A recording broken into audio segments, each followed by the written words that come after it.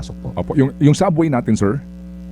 Yung sa subway po natin, talaga po 2031 po yan. At, opo, 2031. Hindi po talaga natin, ang kaya lang natin pong gawin by first quarter of 2028 or last quarter of 2027 is for the East Valenzuela Depot hanggang Valenzuela, that's Valenzuela hanggang Quirino Station, yung sinasabi nating demo run. So in the meantime, yung mga tren natin, makikita talaga nila tumatakbo sa subway. Pero ang ginagawa po natin ngayon, Manong Ted, is kung pwede na natin na paratingin dito yung ating mga bagon para kahit papaano masimulan na rin po natin yung mga testing and commissioning po ng mga bagon ng ating pag-subway po. So hindi na ho mangyayari, sinabi ni Presidente, kasi nung una po si Secretary Vince, if you recall, talagang diretsahan sinabi niya na hindi namin matatapos to hanggang sa term Presidente. Ngayon po, tanggap na po ba ni Pangulo Marcos yun?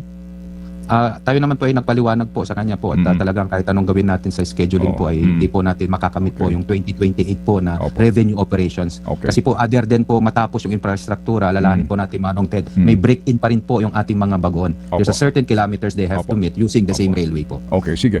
Yung pong LRT1 extension, sa LRT1 extension naman po, yan po ay talagang yung pag-usap tayo sa LRMC na kailangan nilang tapusin. May mga inaayos lang po. Tayo ngayon, una po na hiningi nila sa atin, Manong Ted, if maalala nyo yung mga dating obligasyon po ng gobyerno, yung mga utang, iyan po ay nabayaran na po natin tayo sa pagipagtulangan din sa Land Bank. Naibigay natin this May, no? So this May naibigay natin yung supposedly na I think 5.3 billion na utang natin sa LRMC. At yun naman po ay kailangan talaga nila para po kumbaga mas mapabilis nila ang aking LRT1 extension. Ngayon po humingi kami ng parang catch-up plan sa kanila kung ano na po yung magiging plano nila dito sa LRT1 extension po. Hanggang saan po ba ang target natin yung istasyon?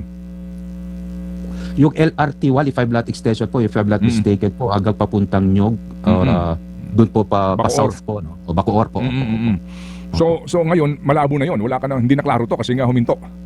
Uminto po talaga, Manong Ted. We're still waiting for the new timeline po nila. Opo. Sige sir, naunawaan po namin itong mga sakit sa ulong ito. No? May pahabol lang pong tanong si Chacha bago po ako may isa na lang pong katanungan. Go ahead, Cha. Yes po, Secretary, kamusta na po yung status itong EDSA busway po natin? Alin na yung mga tapos at alin po yung ongoing pa? Kasi sa pinakahuling balita, nanghihingi daw po kayo ng additional budget for 2027 sa pagpapalawak nitong EDSA busway project? Ito po sa EDSA busway po natin, no? Meron tayong tinatapos ngayong 2026 hanggang first quarter na 2027, additional 3 stations po yan. I think somewhere in Balintawak, Guadalupe, mga bagong stasyon po yan, 3 po yan, then another 3. Yung hinihingi po nating budget po na additional for 2027, it's more of hindi lang po, kaya nga po sinasabi, ang hinihingi natin is not necessary for EDSA busway alone po, no? Kasama yan, pagpapaganda ng EDSA busway, pero basically to replicate it in other areas also of Metro Manila. Ang sisang tinitingnan namin po itong Quezon Ave din po natin kung kaya natin gawin yung EDSA busway din po natin. Same concept. Parang BRT, parang BRT kumbaga.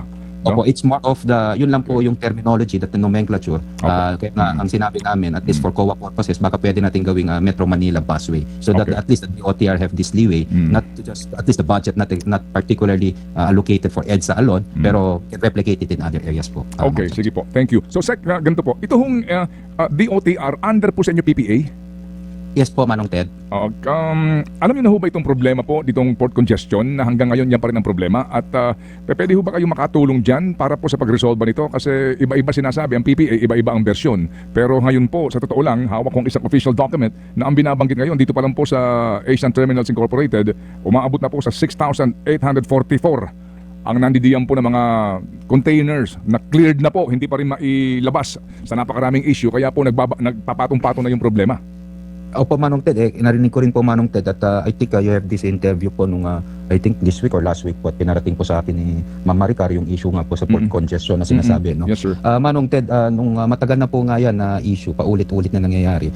Nung tinignan ko po personally yung sitwasyon po, no, ang talagang magiging solusyon dito, yung sinasabi natin tamang pulisiya at infrastructure, yung sinasabi natin dapat may container yard nung drive outside supposedly the port itself.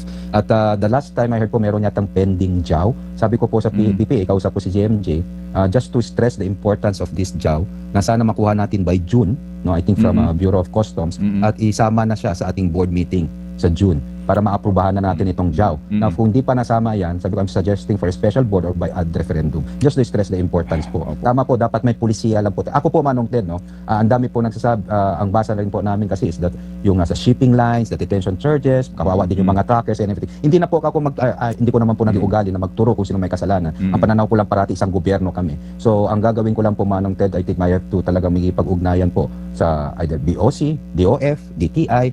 Kami na lang po mag-usap para mapabilis lang po itong ating JAW na sinasabi. At ang kailangan po kasi dito, Manong Ted, no, once na we have the JAW, ang may mandato naman po kasi dito sa ating mga empty containers is BOC naman. So kapag mayroon lang tayo mga container yard deal infrastructure, which supposedly obligasyon ng shipping lines. Pero andyan na po yan, hanap na lang po tayo. Tapos yung detention charges na napakalaki, kawawa talaga po yung mga trackers natin. At sana po pagdating ng JAW na po at kahit papaano we can resolve this problem. Okay. Pero Manong Ted, if I may just I state also, meron na po kasi before I saw during I think the last admin, the PPA suggested I think a program Yes, basically opo. to resolve this, but again wala, it was shut down. But moving forward we have to do something. It's more of a long term. Hindi na pwede papatse-patse dito ang solusyon kasi talaga pong kawawa yung mga trackers and again yung mga Opo. Sige, so for lack of time, hanggang dyan lang ho tayo muna. Pero bukas makalawa po muli kaming tatawag sa inyo kasi ang customs sumulat na kay Secretary Frederick Go para ho dito sa mga isyong ito. Pero nakatenga po sa tanggapan ni Ginoong Go itong isyong ito. Si DTI nagsusuplada kapag pinag-uusapan itong isyong ito. Alam niyo ho yun, sir. Inaamin po ninyo tama. Dapat dito whole of government. Pero kapag ang gobyerno po, mukhang may kanya-kanyang interest, talagang hindi ito mariresolve, Secretary. Yan po ang amin po nakuhang impormasyon. Ako na po mismo Manong Ted ang makikiusap po kay Secretary Roque at kay Secretary Go para po kahit papaano we can address this issue po. Yes, sir. Salamat po for letting me know. Opo, salamat din po sa inyo, Sec, at mahaba po inyong pasensya po sa mga gantong problema. Ang daming sakit ng ulo sa DOTR. Dagdag sakit ulo po Oo ito. nga. Oo nga po Manong Ted. Sige. Baka Sabi sa sakit ng ulo. yung bumbunan natin, Sec, ha? Oo, alagaan natin. Wala na po tayong buhok Manong Ted. Ganun talaga buhay.